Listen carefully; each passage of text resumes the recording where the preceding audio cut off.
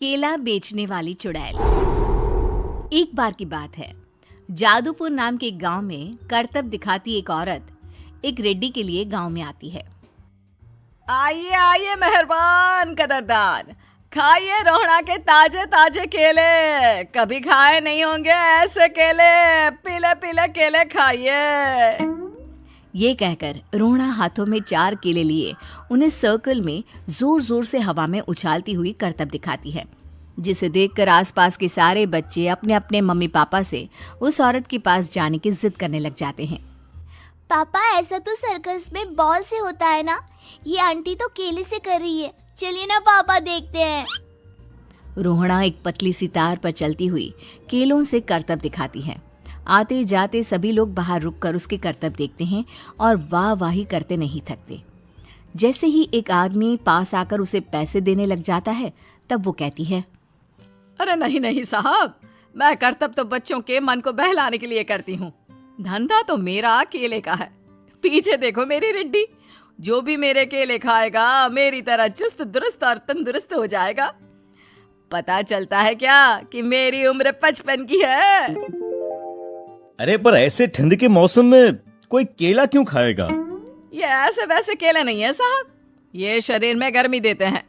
ठंड को दूर भगाए जो भी रोहिणा के केले खाए। पापा, अगर मुझे केले नहीं मिले तो मैं घर नहीं जाऊंगी।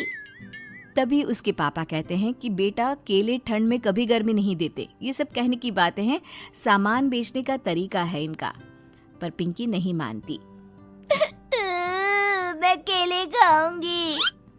पिंकी की जिद के आगे नत्थू हार जाता है और उसे केले खरीद कर दे देता है। पिंकी खुश होकर केले घर ले आकर खाती है। अब मैं भी करतब करूंगी, कितना मजा आएगा। जादुई केले। पिंकी पहला केला खत्म भी नहीं करती कि वो बेहोश हो जाती है।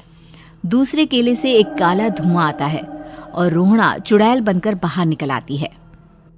मेरे भूतिया केले बच्चे न खाए, ऐसा हो ही नहीं सकता। जादूपुर वालों, कब तक बचोगे? आ गई हूं मैं रोहड़ा, जिसका कोई नहीं कर सकता सामना। रोहड़ा पिंकी को गोद में उठाकर काले धुएं में कहीं गायब हो जाती है। शाम के वक्त नत्थू घर लौटता है और पिंकी को घर में ना पाकर उसकी माँ से कहता है, माँ पिंकी कहाँ है? अरे बेटा, उसे तो तू सुबह करतब दिखाने ले गया था ना, फिर कहाँ वापस आए तुम दोनों? मुझे लगा तू उसे अपने साथ मंडी ले गया होगा। हे भगवान, मेरी बच्ची कहाँ गई? मैं उसे घर ही तो छोड़कर गया था माँ। नत्थू गांव के घर कोने में अपनी बेटी को ढूंढता है, पर उसे वो कहीं नहीं मिलती। परेशान होकर आके रो रो कर नत्थू हिम्मत हार कर घर लौट आता है। अगली सुबह रोहड़ा फिर से करतब दिखाने आती है और इस बार पिंकी की तरह रोनी केले खरीद लेता है। 50 रुपए दिए थे पापा ने, सारे पैसों के मैंने केले खरीद लिए हैं। अब मैं भी आंटी की तरह ही करतबबाज बन जाऊंगा। यही सोचते हुए रोनी केले खाता है और पहला अकेला केला आधा खत्म भी नहीं करता कि चुड़ैल उसके सामने आ जाती है। मेरे साथ चलने का समय आ गया है रोनी। ये तो बस शुरुआत है। अब इस गांव के सारे बच्चे धीरे धीरे मेरे कब्जे में होंगे, एक बच्चा भी नहीं बचेगा। ये कहकर रोना रोनी को गोद में लेकर काले धुएं में अदृश्य हो जाती है। इसके बाद हर रोज गांव में से कोई ना कोई बच्चा गायब होता, पर ऐसा क्यों हो रहा है किसी को भी समझ में नहीं आ पा रहा था। रोज की तरह अपनी बेटी पिंकी की तलाश में नत्थू गांव के एक तालाब के पास बैठा रो रहा था। कहाँ गई मेरी पिंकी? शकुंतला के जाने के बाद एक वही तो मेरा सहारा थी।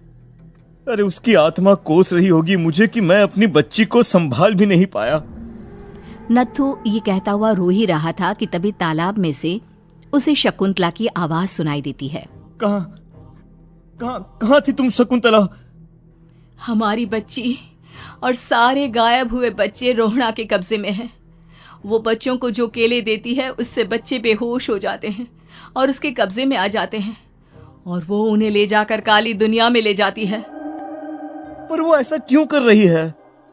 ये मैं नहीं जानती, पर उस दुनिया का रास्ता मैं आपको बता सकती हूँ। जहां ये नदी खत्म होती है वहां एक केले का पेड़ है, उसके नीचे एक दरवाजा है, वहीं से रास्ता जाता है उस दुनिया का। ये कहकर शकुंतला की आत्मा गायब हो जाती है। गांव के सभी लोग झुंड बनाकर उसी रास्ते से काली दुनिया में चले जाते हैं और वहां देखते हैं कि सारे बच्चे वहां काम कर रहे थे। पापा मुझे ले चलो यहाँ से। पापा पापा। सभी बच्चे अपने मम्मी पापा से लिपट जाते हैं। तो तुम लोग यहाँ तक आ गए? क्यों हमारे बच्चों को पकड़ लिया तूने? तुझे शिकार ही बनाना है तो ले, हम सब आ गए हैं, हमें खा ले। नहीं, मुझे बच्चे चाहिए, मेरे बच्चे के बदले तुम लोगों के बच्चे। क्या मतलब? मैं इसी गांव में रहने वाली एक औरत थी।